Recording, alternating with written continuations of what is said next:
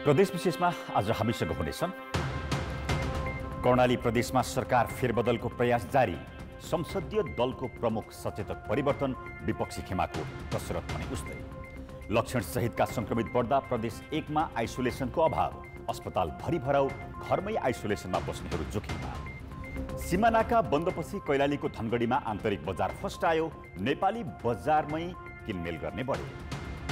र लकडाउन खुलेपछि भारतबाट दशैं मनाउन घर फर्कनेको लर्को, कञ्चनपुरको गड्डा चौकी नाकाबाट मात्रै 40,000 नेपाली भित्रिए। नमस्कार, म प्रवीण शिवकोटी। यी थिए प्रदेश विशेषमा आजका सामग्री। यसबाहेक प्रस्तावित चरीकोट अस्पतालमा जटिल प्रकारका शल्यक्रिया समेत निःशुल्क पाएपछि स्थानीय दङ्ग भएको सामग्री हामीसँग रहनेछ। हेर्दै गर्नुहोस् प्रदेश विशेष समाचार, समीक्षा र सन्देश।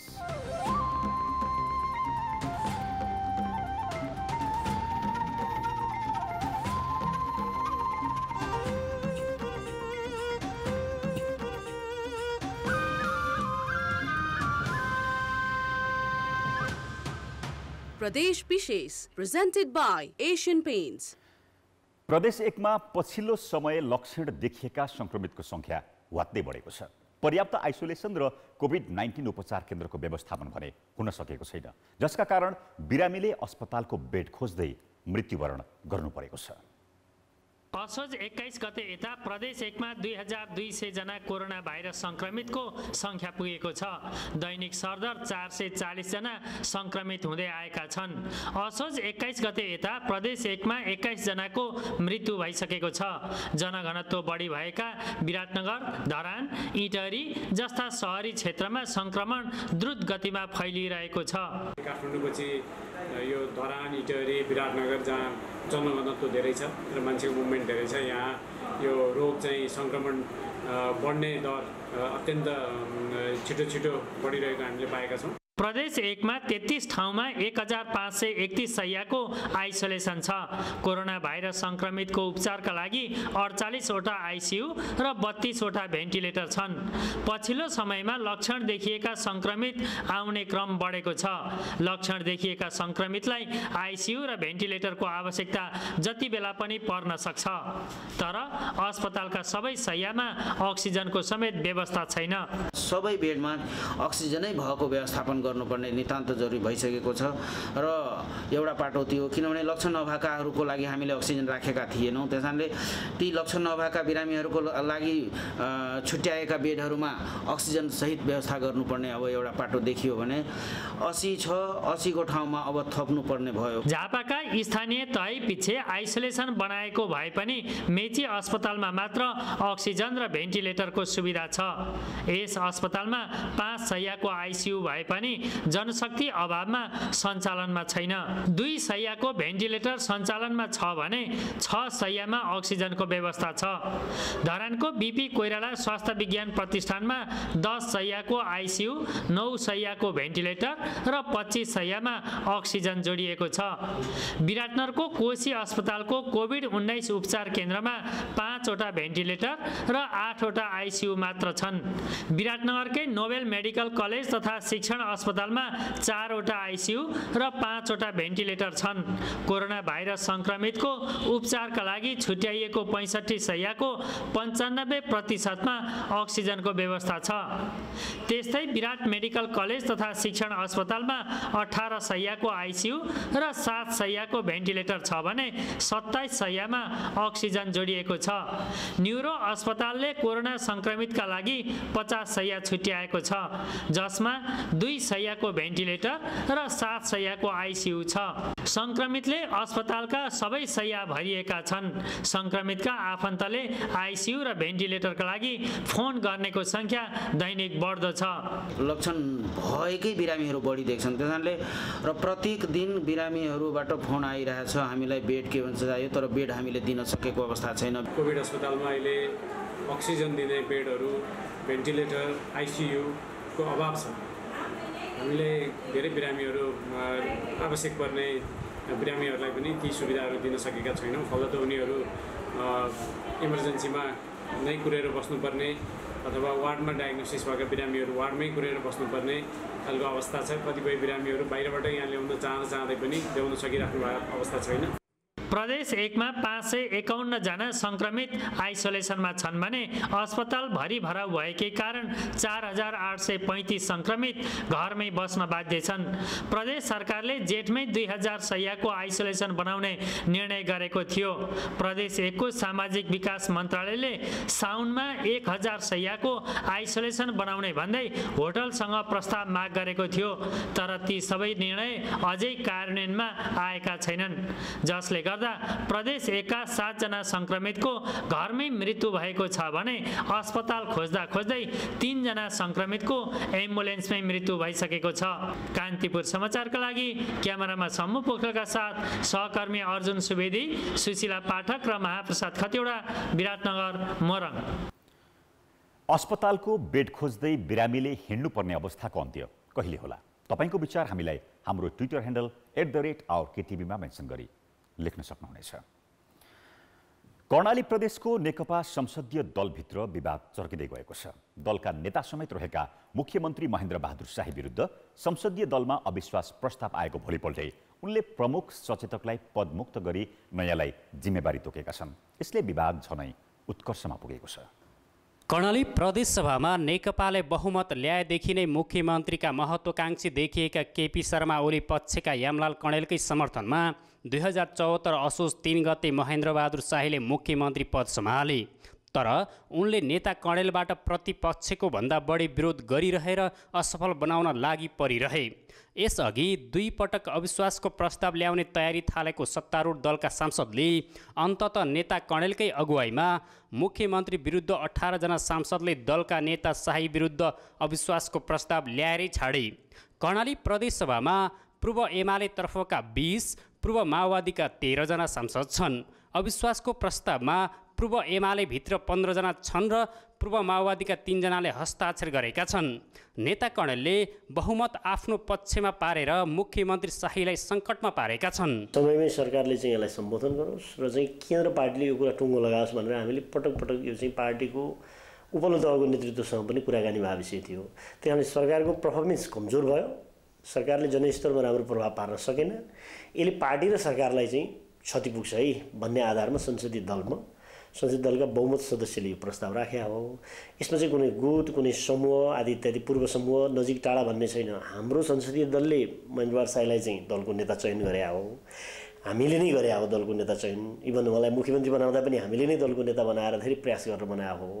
त्यस कारणले जुन दलले चाहिँ तपाईँको दलको नेता चयन गरेको थियो त्यही दलका बहुमत सदस्यले तपाईँप्रति विश्वास छैन भन्यो भने यो त विधि सम्मत छलफल हुनु पर्यो नि। सांसदहरूको भावना र जनताको, कर्णालीवासी जनताको अपेक्षा अनुसार हैन सरकारले आफ्ना गतिविधिहरू, कार्यक्रमहरू हैन एउटा गतिमा लिन सकेन भन्ने एउटा त्यही गुनासो लिएर नै हामीले चाहिँ अविश्वासको प्रस्तावमा मेरो समर्थन रहेको हो। नेकपा संसदीय दलको नेता मुख्यमन्त्री शाहीले प्रमुख सचेतक गुलाबजङ शाहको काम कारबाही सन्तोषजनक नभएको भन्दै प्रमुख सचेतकको जिम्मेवारीबाट मुक्त गरी दलको विधानको धारा 7 अनुसार सीता कुमारी नेपालीलाई नियुक्ति गरेपछि कर्णाली प्रदेशमा नेकपा भित्रको विवाद छत्ताछुल्ल भएको हो। पदमुक्त गरिएका प्रमुख सचेतक शाह पूर्व एमालेका हुन् भने नयाँ नियुक्ति गरिएकी नेपाली पूर्व माओवादीकी हुन्।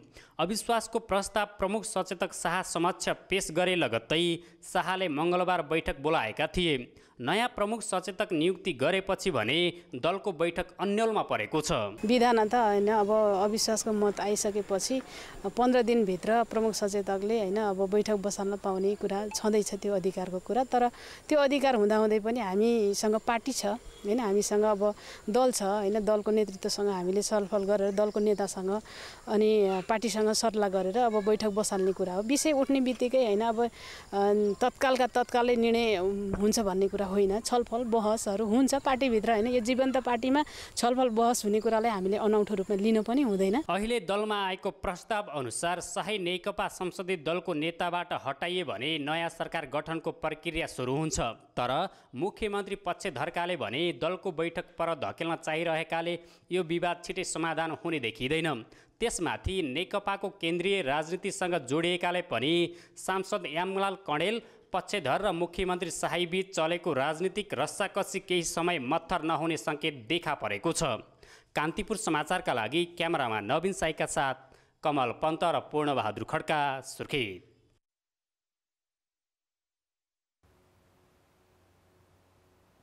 विवाद लम्बै रहनुभन्दा सहमति खोजेर मिल्नु नै राम्रो होला।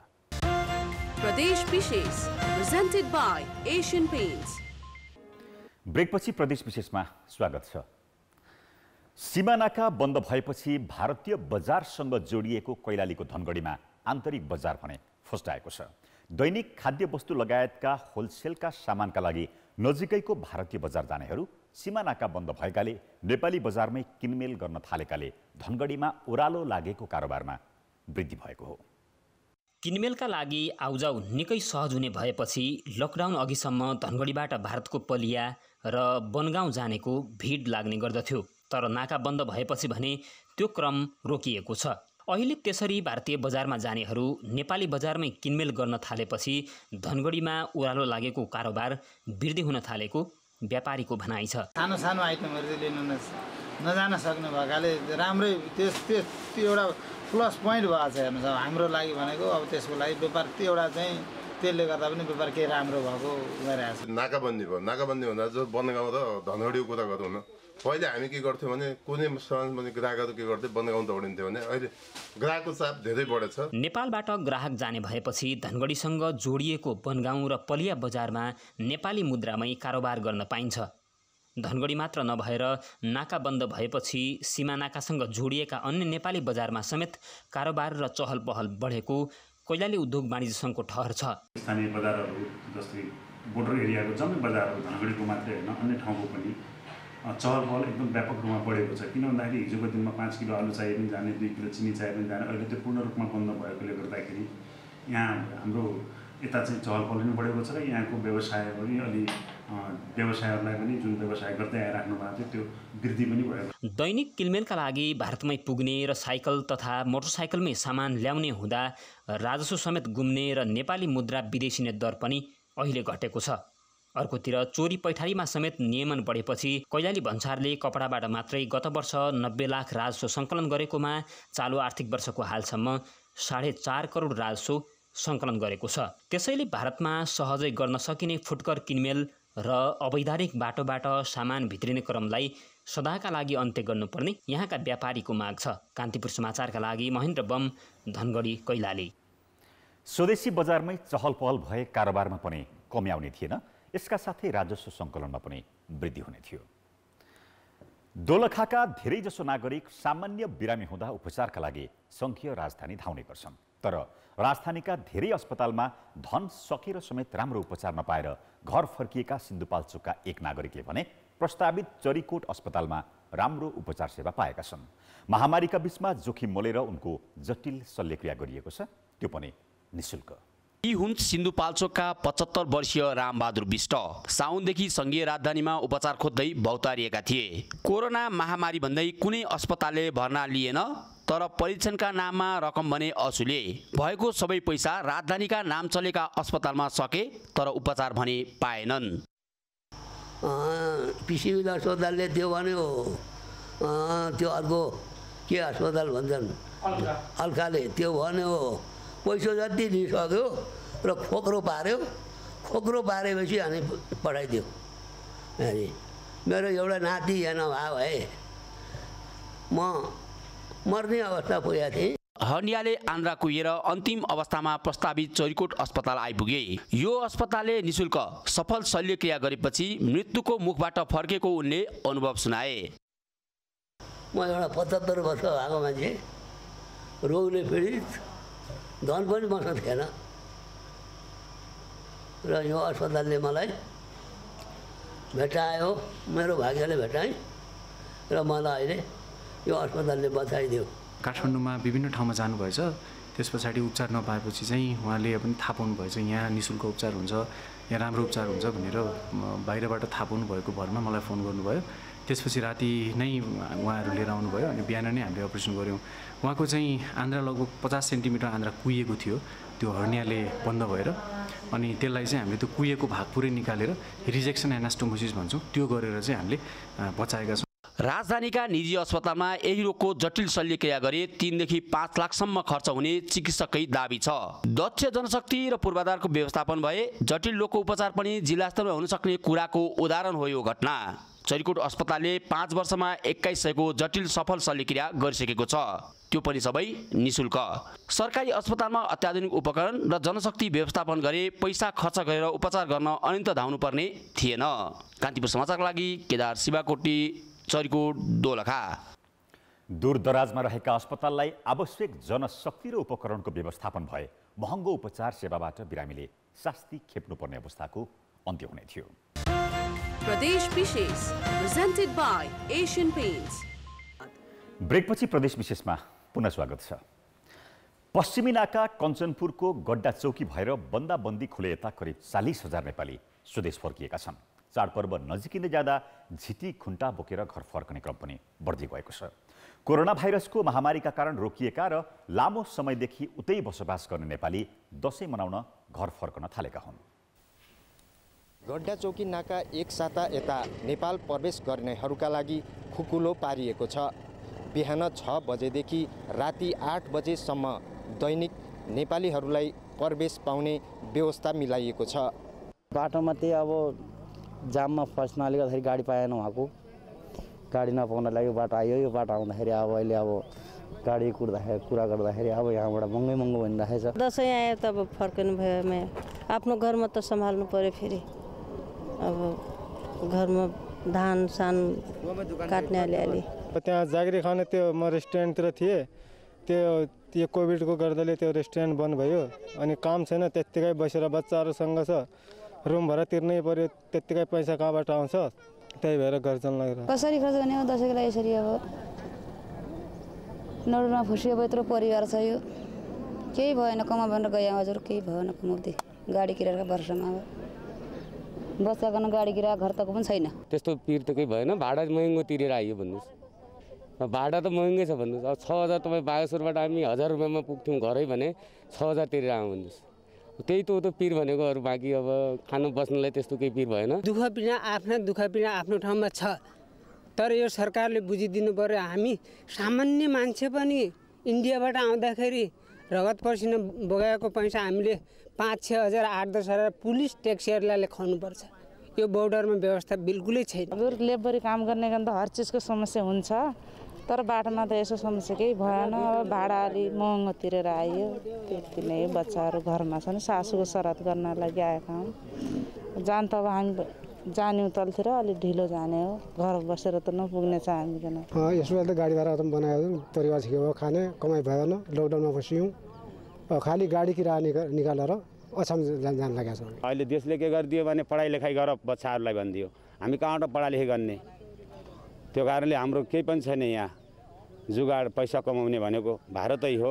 माटो बोकेर भारी बोकेर बिल्चा लगाएर भुक्कै नाङ्गै रहेर पनि त्यस्तै गर्ने। अब पहिलेबाट पनि भएको, अहिले पनि गरिरहेछौँ।